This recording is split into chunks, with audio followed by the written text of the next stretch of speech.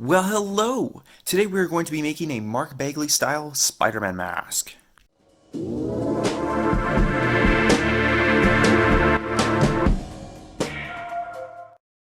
So, to start off, I grab a meter's length of red fabric.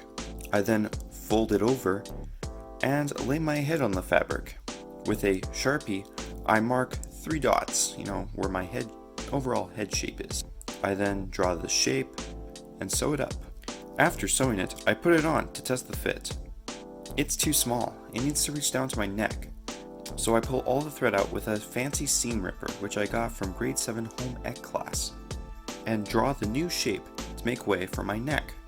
After I sew that, I test it out again. Much better.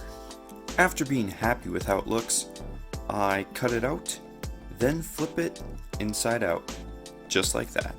I then put on the mask and draw where my eyes are, then take the mask off and cut out the eyes. I then move on to the lenses. I'm going to make them out of fabric, not plastic. To make the frames for the lenses, I traced it onto black fabric with a stencil, which you can find in the description. After tracing, I cut them out. I then grabbed this see-through white fabric and cut it out, fit it to the fabric, and realized it's not white enough. So I grab a fabric softener sheet. Looking good. I then hot glue the white fabric to the black fabric.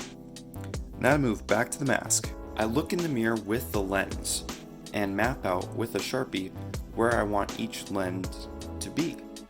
After I'm happy with that, I draw the webs, using my blanket and images from my phone for reference. Once I have all the webbing drawn for the front of the face, I take off the mask and draw the webbing for the sides and the back of the mask, because it's easier getting around. Making sure for the lines to come down. Before I attach the lenses to the mask, I test how well I can see through the fabric. Turns out, I can only see white. So I cut high holes through the fabric sheet layer. A little bit better, at least I can make out some details. It's not pure white. Now comes the tricky part, attaching the lenses. If I had a mannequin head, this would be easy. I could hot glue without having to worry about my face. But all I have is this penguin, so I decide to hot glue it flat, which causes these wrinkles and folds to happen. Oh well.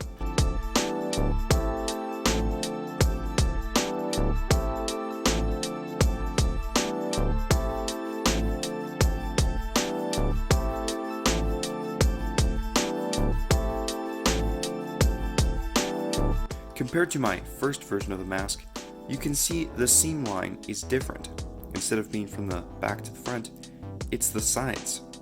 All the fabric I used to make this mask I bought in my local fabric store, and I don't think it cost me that much, maybe at most $8.